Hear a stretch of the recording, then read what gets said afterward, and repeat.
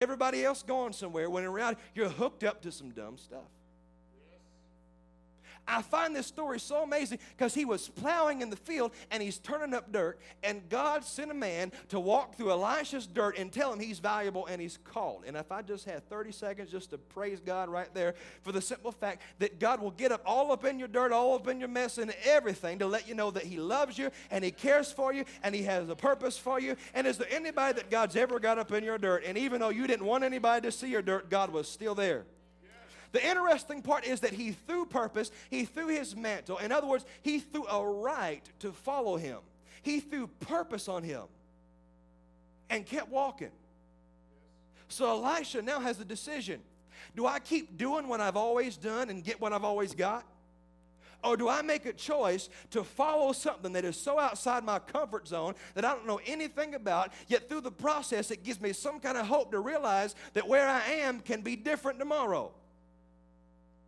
So it said the first thing that Elisha did is that he killed the oxen. Want me to tell you the first thing you have to do in your life before you can ever get straight and get purpose and inherit the anointing and do so? You got to get rid of all the dumb stuff. Somebody just turn around to the left and turn around to the right. I'm not trying to say that you're here and you're sitting by anybody dumb, but I just want you to be aware of your surroundings, because if you're not aware of who's around you and you're not aware of who's speaking into you, who's leading you, you could be surrounded by some dumb stuff that look incredibly strong, that can do incredibly great things in their own environment. But if God has called you to be at a level greater than that, you've got to get rid of some dumb stuff.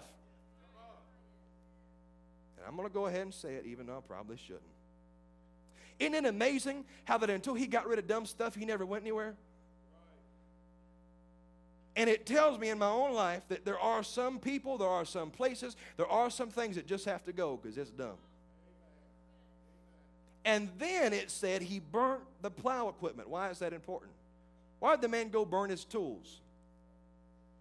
He got rid of it for the simple fact that he knew the life he was about to pursue would be difficult.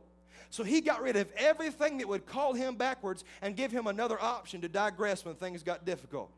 And it's not a popular message because we always like to have plan B and plan C and contingency plan D and through the process. But until you're all in, God can't use all of you.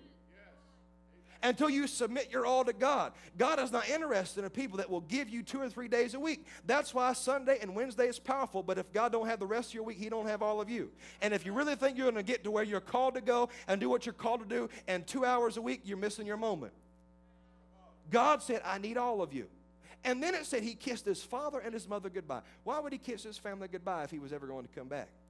It's because he was tired of being stuck in a family that just saw him as a little Elisha. And he had to get in a new family because inheritance only comes in the family. You with me? Elisha was leaving his family and going into Elijah's family because the only way you can inherit is to be in the blood.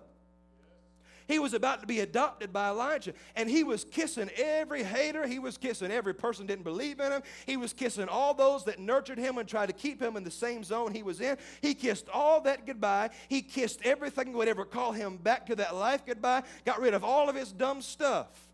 And then he began to minister unto Elijah. Minister unto him.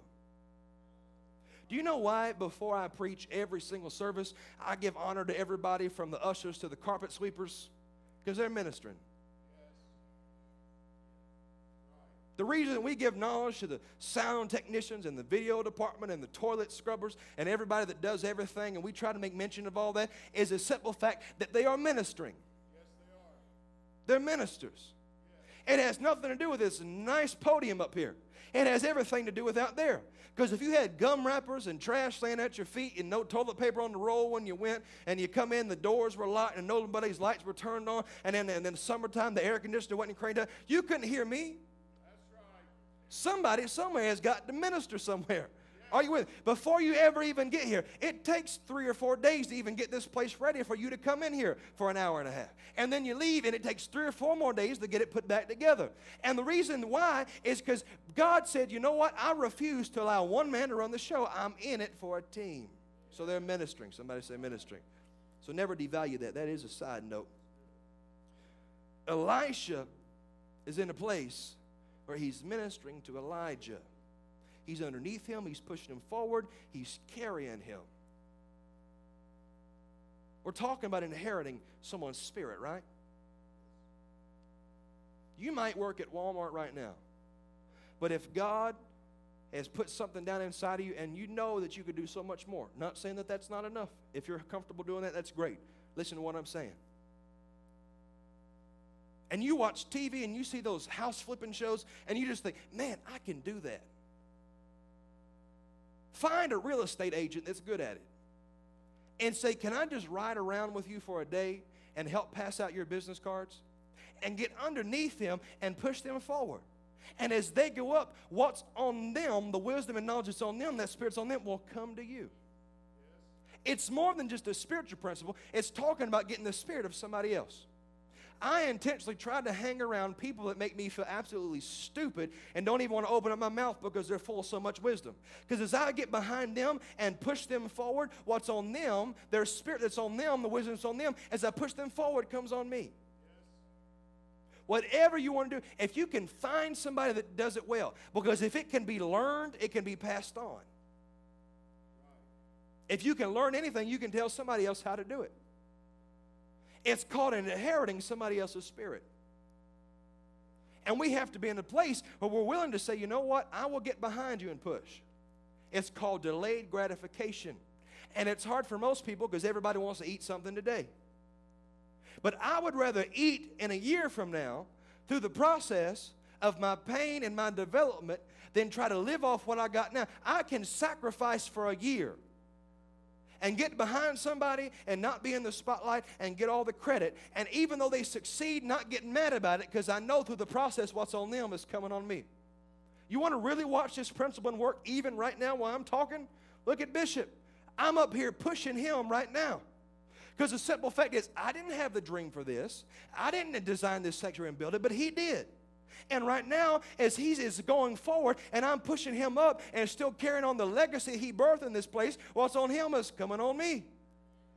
And through the process of your own life, if you could ever understand that it's not all about you, but it is about transition, and the only way that you can ever have success is with a successor.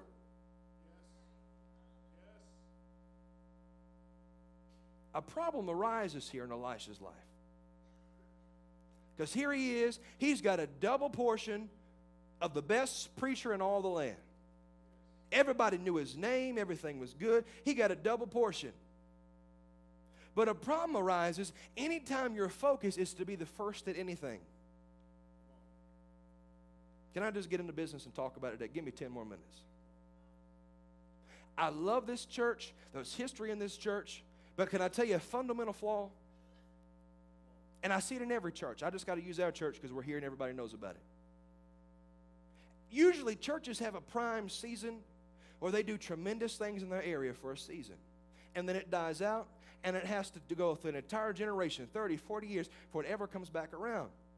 Because most people get so excited about being the first and the best and the brightest and the tallest, and they never take time to invest in the generation coming behind them to make sure they stay the first and the best and the tallest and the brightest. And through the process, they get so content to being the first and the best and the brightest and the tallest that when they die, everything dies. And it's nothing against past leaders. But in reality, if we were more concerned about developing those underneath us, through the process, our legacy would live on through the process of transition. It's called inheritance. That we pass on what we have to somebody else. And through the process, we last longer than we ordinarily could have lasted.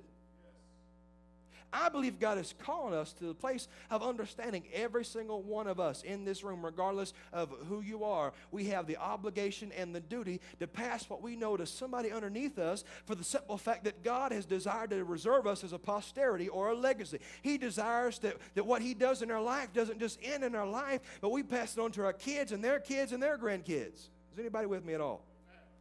In case you just missed the whole boat, we're not interested in just having a couple good church services. We are interested in being an outreach center fully dedicated to changing as many lives as possible on a continual basis that doesn't just happen for 10 or 15 years and then die out. But we're looking for the 10 and 15 years beyond our generation that it can still go. And if we are worth our grain of salt at all, otherwise we might as well quit what we're doing and let somebody else do it. But if we're worth anything, if we're valuable at all, we should take exactly what God's put in our life and give it to somebody else so they can start where we left off. But a problem arises in Elisha's life. Because through the process,